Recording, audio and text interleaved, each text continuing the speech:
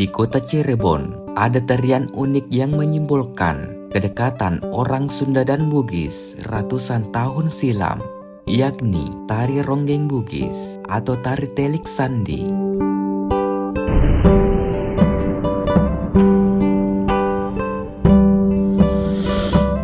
Tari ronggeng Bugis merupakan pergelaran tari yang dimainkan oleh penari laki-laki tapi menggunakan busana perempuan yang mirip badut.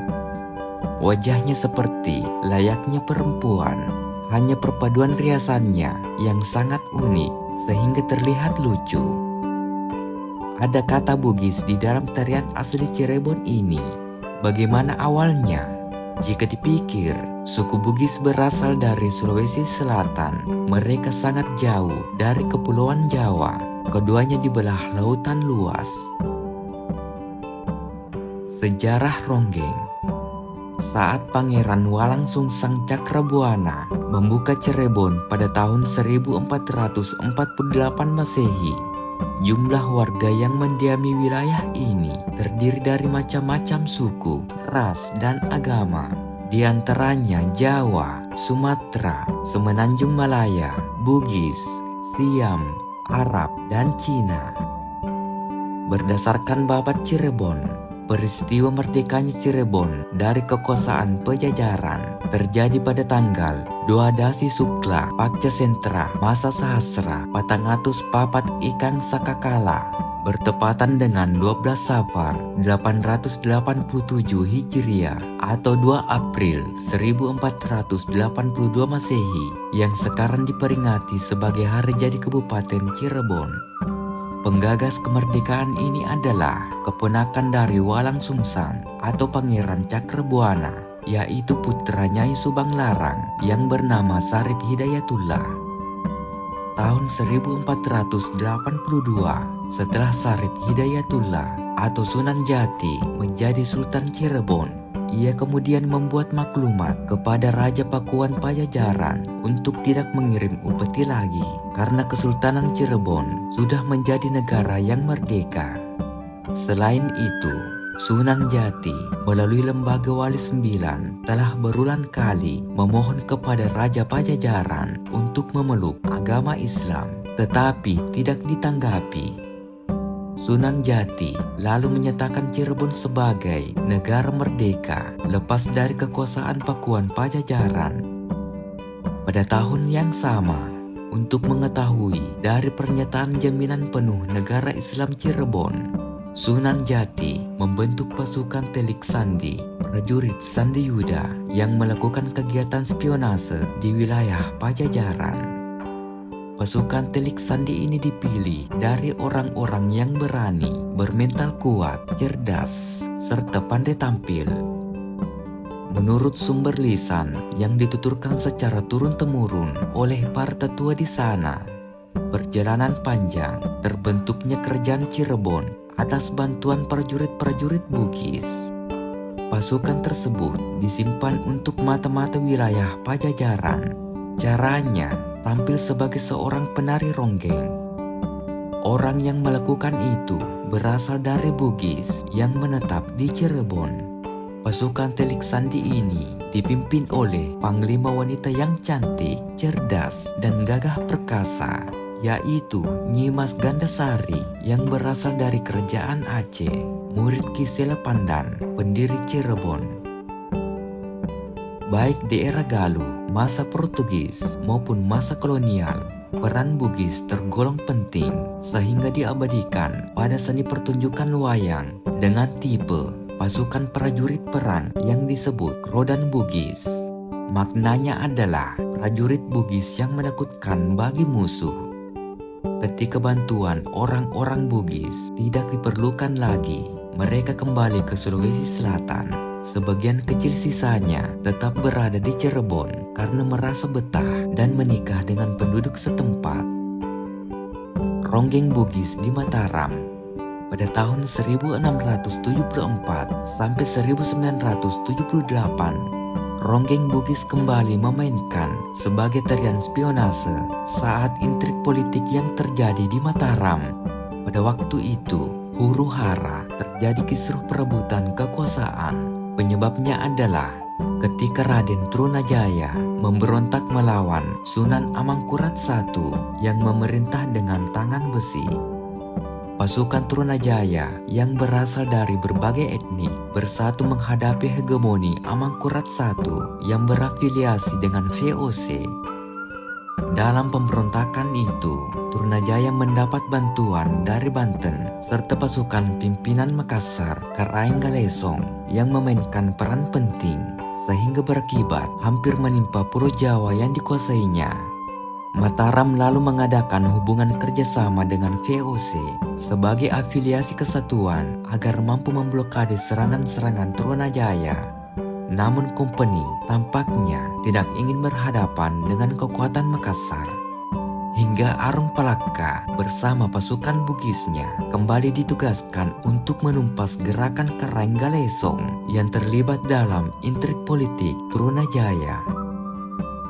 Dalam kondisi tegang, Mataram memanfaatkan penari ronggeng Bugis yang memainkan musik sebagai hiburan spionase dengan tujuan kekuatan pasukan dari Makassar, Banten, dan Madura. Tugas penyemaran ini dilakukan oleh orang-orang dari Bugis yang khusus didatangkan oleh VOC untuk membantu Mataram menganggap pemberontakan Trunajaya. Karena orang-orang Bugis yang menjadi penari, maka tarian ini mulanya ronggeng Bugis. Informasi yang diperoleh dari pelatih tari ronggeng Bugis bahwa pada masa-masa berikutnya tari ronggeng Bugis dipentaskan masih sesuai dengan peruntukannya sebagai mata-mata. Tetapi penampilan itu tidak lagi dilakukan oleh orang-orang Bugis, melainkan putra-putra Cirebon yang tetap menggunakan nama ronggeng Bugis.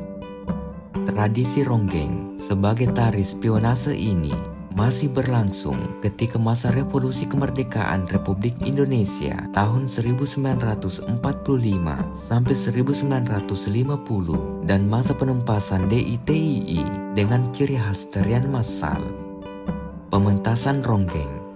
Tarian ini termasuk tarian masyarakat pesisir. Mungkin karena diperankan oleh orang-orang Bugis yang memang merupakan bangsa pelaut yang lebih banyak bermukim di pesisir. Tariannya tergolong sederhana dan menyenangkan karena mengikuti pola tradisi masyarakat nelayan yang lugas. Gerak yang ditampilkan diikuti sehingga mampu mengajak penonton bergoyang menikmati irama gerakan. Pementasan ronggeng Bugis diiringi oleh gamelan atau waditra yang terdiri atas kelenang, gong kecil, kendang kecil, kecrek, dan saron. Para penari semuanya laki-laki yang menggunakan kebaya berwarna mencolok dan terang. Sanggul kecil ditempelkan di belakang kepala pada posisi miring, makeup mencolok, dan gambar bibir yang miring sehingga perpaduan seluruh hiasan yang digunakan memunculkan kesan lucu yang mengundang tawa. Tata rias dan pakaian yang digunakan tidak selamanya baku. Semua dapat berubah-ubah sesuai dengan bayangan kesan yang akan mengundang gelak tawa penonton. Rias yang menarik perhatian agar penari yang sesungguhnya mata-mata ini tidak mudah terdeteksi sehingga memudahkannya menjadikan sebagai mata-mata. Peran laki-laki sebagai penari juga menarik sebab mereka memiliki tugas yang berat. Ketika penyemarannya ketahuan, ia dengan mudah melarikan diri atau melawan. Jumlah penari tidak ditentukan secara khusus. Rata-rata membuka antara 4 sampai dengan 9 orang, bahkan lebih banyak lagi. Banyaknya jumlah penari akan disesuaikan dengan arena yang luas pertunjukan karena dilangsungkan dengan gerakan lincah, atraktif, dan dilakukan oleh beberapa penari. Maka tarian ini memerlukan arena yang cukup luas. Pertunjukan ini memakan waktu sampai 5 menit. Pada penampilan pertama di atas panggung, gerak tari dimainkan dengan gerakan lincah dan dinamis. Semua anggota tubuh termasuk mata, mulut, dan rambut digerakkan dengan lucu. Dominasi pula gerakannya seperti sedang mengintai dan mengawasi. Jika telah dipertimbangkan cukup waktunya, maka diakhiri dengan gerakan tari berjalan. Setiap individu penari bisa melakukan improvisasi gerak sesuai dengan gaya masing-masing. Gerakan lucu ini berfungsi sebagai pendukungan kegiatan menjadi mata-mata. Saat ini, tarian ronggeng Bugis tidak lagi berfungsi sebagaimana sejarah diciptakannya. Tarian ini lebih banyak mengikuti perkembangan seni sesuai keadaan saat akan ditampilkan. Meskipun tarian menyesuaikan dengan tema acara yang sedang berlangsung, tidak ada jenaka dan busana yang mencolok dengan aneka warna, serta rias wajah lucu penarinya tetap dipertahankan.